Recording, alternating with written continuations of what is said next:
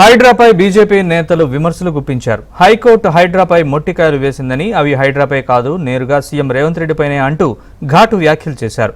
కేసీఆర్ బాటలోనే రేవంత్ రెడ్డి వెళుతున్నారని, మూసీ ప్రక్షాళన, కూల్చివేతలు తమ నిర్ణయాలు కావని అధికారులే తప్పించుకుంటున్నారని అన్నారు. నిన్న ప్రారంభించిన హామీల అమలు సాధన దీక్షను బీజేపీ నేతలు ఇవాళ విరమించారు.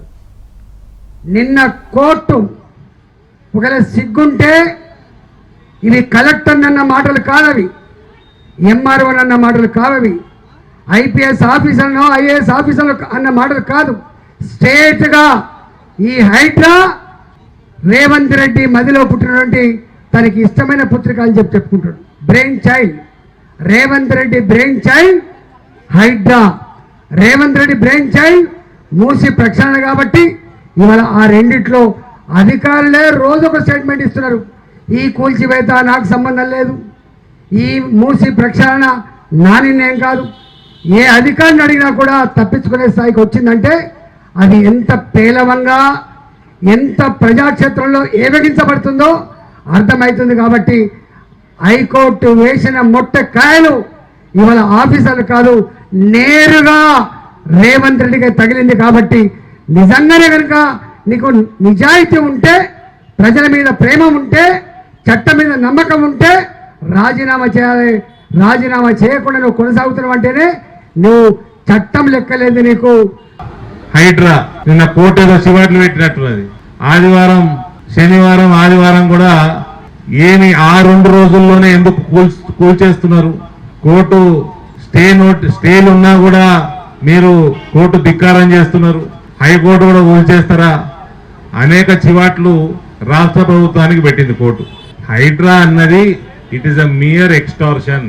కాంగ్రెస్ ఓని కూలగొట్టలేదు, చుట్టాలే కూలగొట్టలేదు, తుర్కోలే కూలగొట్టలేదు, ఓల్డ్ సిటీకి పోలేదు, గరీబోలే ఓ 10 మంది ఎక్కువ ఎందరో చాలా మంది కూలగొట్టినారు. పెద్ద పెద్ద ఫ్లాట్ కూడా కూలగొట్టినరు. గరీబోలే కూల్చేసి పైసలున్నోని భయపెట్టించి ఇదంతా ఒక ఎక్స్టార్షన్ స్కీమ్ తప్ప హైడ్రా ఇంకేమి కాదు. ఇక రేపో మాపో కోర్టు స్టే ఇస్తుంది, బంద్ చేయమని చెప్తుంది. మీరు జమ చేసుకున్న పైసలు రేవంత్కి అలవాటే. ఇది ఎక్స్టార్షన్ చేసుడు, బ్లాక్మెయిల్ చేసుడు. కోర్టు ఇంటర్ఫియరెన్స్ తోటి అతి తొందరలో బంద్ అవుతుంది, బంద్ కావాలి కూడా.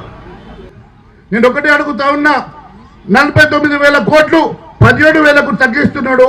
మరోవైపు ఇక్కడ మూసి ప్రక్షాళన కోసం 50,000 కోట్లను 1,50,000 కోట్లకు పెంచుకొని గుత్తేదారుల జేబులు నింపడం కోసం ఒక కొత్త ప్రాజెక్టు నింపుతున్నారు తప్ప ఇక్కడ ప్రజా క్షేత్రంలో ప్రజల కోసం, అట్టడుగు పడుగు బలైన వర్గాల కోసం ఏ ఒక్క రోజు ఆలోచన చేయడం లేదు.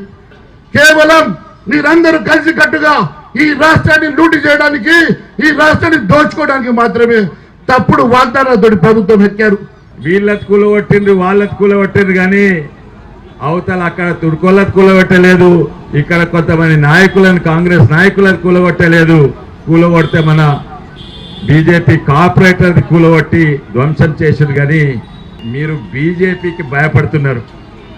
ఒకవేళ ఈ టీఆర్ఎస్ అనే పార్టీ లేకుంటే ఎదురు ఎవరు ఉండరు, చక్కగా కాంగ్రెస్ బీజేపీ పోరాటం ఉంటుందని మీకు అక్కడి నుంచి ఆదేశాలు వచ్చింది. అందుకే చచ్చిపోయిన టీఆర్ఎస్ పార్టీని మీరు బతికిస్తున్నారు. చచ్చిపోయిన టీఆర్ఎస్ పార్టీ